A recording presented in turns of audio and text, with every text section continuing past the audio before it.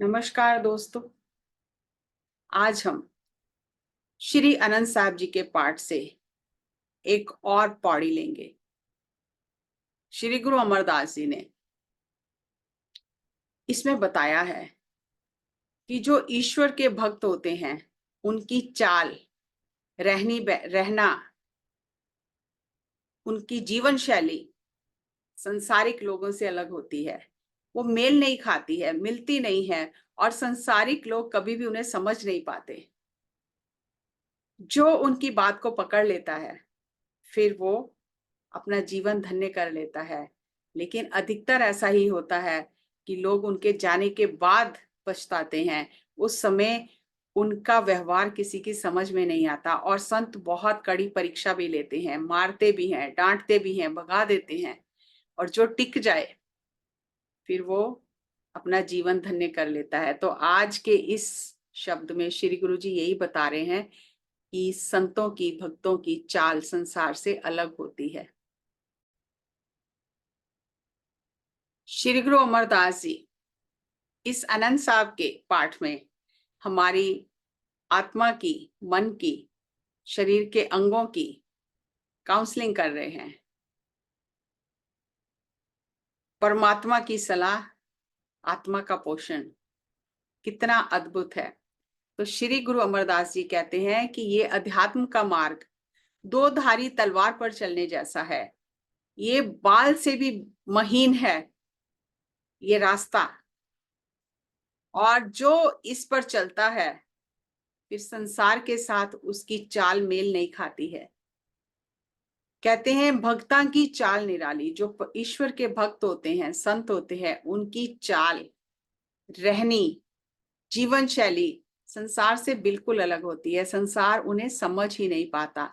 चाला निराली भक्ता केरी बिखम मार्ग चलना, कि भक्तों की, संतों की चाल इतनी निराली होती है क्योंकि वो बहुत कठिन मार्ग पर चलते हैं, दो धारी तलवार पर चलते हैं, बाल से भी महीन मार्ग है जिस पर वो चलते हैं।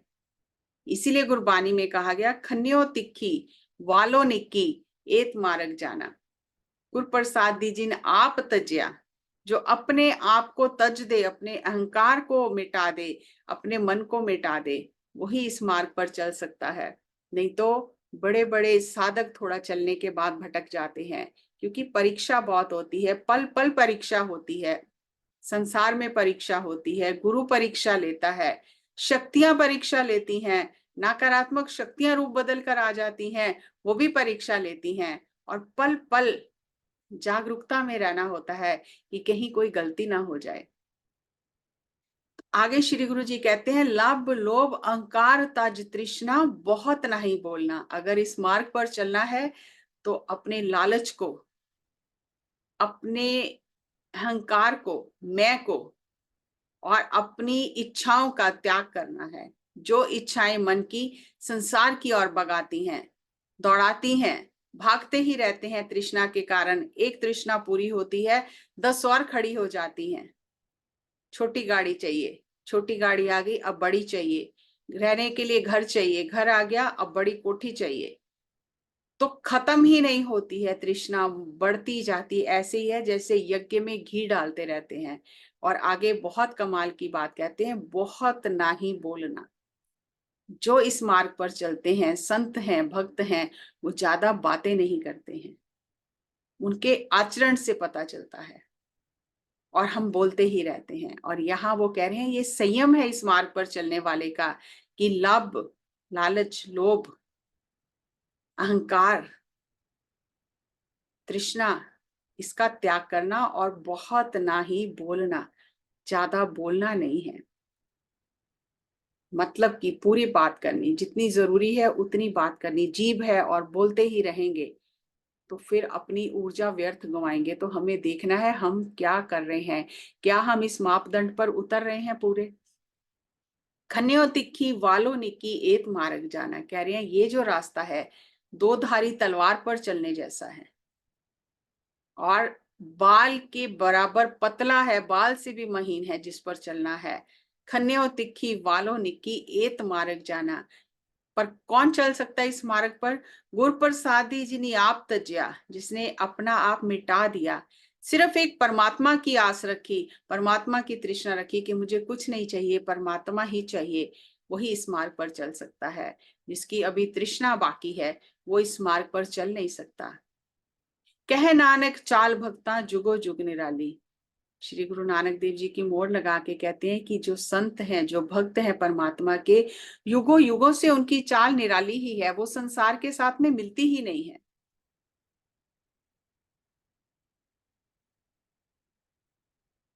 हम ये सुनते हैं सबसे बड़ा है रोग, क्या कहेंगे लोग, उसी में सारा जीवन चला जाता है। और संत परीक्षा लेते हैं और ऐसे ही खेल खेलते हैं कि अच्छे अच्छे साधक छोड़कर चले जाते हैं। वही टिकता है जो मन शून्य करके अपना आप अर्पण कर देता है। इतनी सी चम्मच में हम चाहे पूरा सागर समा जाए तो कैसे समाएगा। संतों के पास जाना है, मन को बिल्कुल शून्य करके खाली करके जाना है, तब कुछ समझ में आएगा। अगर हम अपने ज्ञान की चम्मच लेकर जाएंगे तो कुछ भी समझ में नहीं आएगा। संत हरनाम सिंह जी रामपुर खेड़ा वाले हुए हैं, जो बहुत ब्रह्म ज्ञानी हुए हैं पंजाब में। तो बहुत संगत और सेवादार आसपास इकट्ठे हो गए, तो एक दिन उन्होंने खेल किया, एक वेश्या को बुलाया, उससे नाच नचवाया और तालियां बजा रहे हैं, मस्त होकर देख रहे हैं। तो सब सेवादार भाग गए कि हम तो गलत जगह आ गए, हमने तो इन्हें सच्चे संत समझा था और ये क्या कर रहे हैं। और जब दो तीन लोग रह गए तो हंसने लग गए। वो सेवादार ने पूछा आप इतना हंस क्यों रहे हो, तो उन्होंने कहा कि जो दिखावा कर रहे थे वो सब भाग गए और जो असली थे वो रह गए। तो संत परीक्षा लेते हैं। श्री गुरु अर्जन देव जी के टाइम पे भाई भिखारी जी हुए हैं। एक सिख ने श्री गुरु अर्जन देव जी के आगे प्रश्न किया कि क्या कोई ब्रह्म ज्ञानी है इस समय। तो श्री गुरु जी ने उसे लाहौर भेजा और लाहौर एक सिख के पास भेजा। और जब वो सिख के पास पहुंचा तो उनके घर में शादी का माहौल था, शादी थी उसके बेटे की। तो सिख ने सोचा शादी हो जाएगी तब इनसे बात करूंगा, अभी ये बहुत व्यस्त हैं। और जब वो थोड़े समय बाद उनके पास एकांत में गया, जब वो एकांत में बैठ के कुछ काम कर रहे थे, तो देखा वो एक कपड़ा सी रहे थे। उस समय उस कपड़े को किसी की मृत्यु होती थी तब इस्तेमाल किया जाता था। तो वो बहुत हैरान हुआ, एक तरफ तो शादी की तैयारियां और दूसरी तरफ ये मुर्दे पर डालने के लिए कफन सी रहे हैं। तो बहुत हैरान हुआ, पूछा तो उन्होंने कहा समय आने पर पता चलेगा। और बेटे की शादी हुई, डोली घर में आई, बहू आई घर में, और बेटे को ऐसा दर्द उठा कि उसके प्राण चले गए, शरीर छोड़ दिया। और वो कपड़ा इस्तेमाल हुआ तब। और जब सब काम निपट गए तो सिख ने पूछा जब आपको पता ही था कि इसने मर जाना है, शरीर छोड़ देना है, तो आपने शादी की ही क्यों। तो उन्होंने कहा कि गुरमुख जो होते हैं परमात्मा की रजा में राजी रहते हैं। जो परमात्मा कर रहा है अच्छा ही कर रहा है, ठीक ही कर रहा है।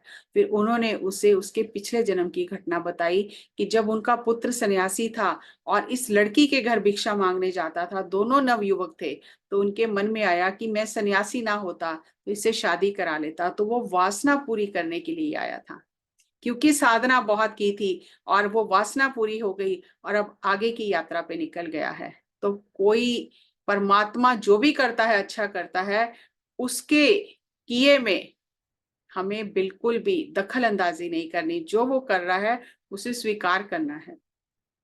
ऐसे ही श्री गुरु अर्जन देव जी के टाइम पे पाई सालो जी हुए हैं। एक बार लंगर में जो गोहे की थापियां होती हैं जिनसे उस समय चूल्हा जलता था, लंगर पकता था, वो कम हो गए क्योंकि बारिश का मौसम था और थापियां कम हो गई, लंगर मस्ताना होने लग गया। तो पाई सालो जी थे, उन्हें पता चला कि लंगर पकाने के लिए जो सामग्री चाहिए वो खत्म हो रही है और कोई दे नहीं रहा, क्योंकि बारिश का समय है, सब लोग अपने अपने घर में संभाल कर रखे हैं। तो उन्होंने बैलगाड़ियां ली और गली गली में जाके आवाज देनी शुरू की, एक थापी दो और एक पुत्र लो, दो थापी दो, दो पुत्र लो, पांच थापियां दो तो पांच पुत्र लो। तो लोग लाए थापियां और गड्ढे भर गए, बैलगाड़ियां भर गई, क्योंकि मनुष्य का स्वभाव लालची है, कुछ तो चाहिए। और इससे सस्ता और क्या हो सकता है कि एक थापी दो और एक पुत्र लो। तो गड्ढे भर गए, बैलगाड़ियां भर गई थापियों से, और लाकर उन्होंने लंगर में डाली। जब श्री गुरु अर्जन देव जी को पता चला तो बहुत खुश हुए, लेकिन साथ ही उनकी शिकायत भी आ गई कि इन्होंने इस तरह से थापियां इकट्ठी की हैं कि एक थापी दो एक पुत्र लो। तो श्री गुरु जी ने बुलाया कि आपने ऐसा क्यों किया है, क्या पुत्र एक थापी के बदले में मिलता है? तो उन्होंने कहा, गुरुजी आपके घर में कमी किस चीज की है, आप जो चाहो कर सकते हो।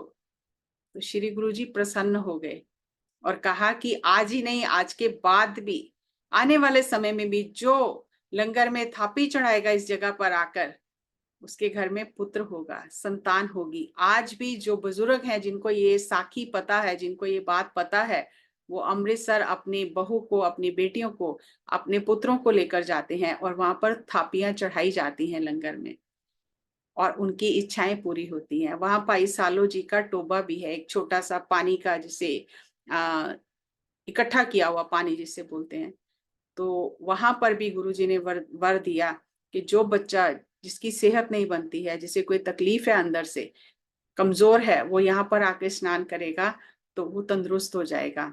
तो लोग जाते हैं आज भी। गुरु के महल गुरुद्वारा है अमृतसर में, जहां पर गुरु जी का घर था, जहां गुरुजी निवास करते थे, उसके पीछे ये गुरुद्वारा है छोटा सा।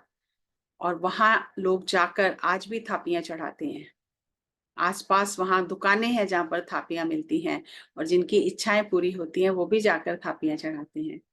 तो कितनी अद्भुत चाल होती है संतों की। और गुरु कभी भी उनकी बात को काटते नहीं हैं, उनकी बात रखते हैं, और आज भी लोग उस वरदान का फायदा उठाते हैं, उनकी इच्छाएं पूरी होती हैं। तो जब संत होते हैं, जो भक्त होते हैं, उनका रहने का तरीका, उनकी वाणी बहुत ही अद्भुत होती है, और जो मान लेता है उसकी इच्छाएं पूरी होती हैं, उसका फिर कल्याण हो जाता है। और जो लोग मजाक उड़ाते रहते हैं, ऐसे कैसे हो सकता है, ऐसे भी कई लोग होंगे जिन्होंने बहुत मजाक उड़ाया होगा, ऐसे कभी होता है, शिकायत भी की, लेकिन मानवता के कल्याण के लिए हमेशा का रास्ता खुल गया। तो इसलिए खाली होकर, शून्य होकर संतों के पास जाना है, तभी कुछ लाभ होगा। अगली कड़ी में फिर आपसे एक नए विचार के साथ मुलाकात करेंगे। तब तक नमस्कार, धन्यवाद। इस वीडियो को सबके साथ साझा करें और वाणी पढ़ें, गुरबाणी को पढ़ें, सुने, गुरबाणी से प्यार करें, तो आपको ऐसे लगेगा जैसे गुरु हमसे बातें कर रहे हैं। सो बहुत बहुत धन्यवाद, नमस्कार, thank you, thank you, thank you.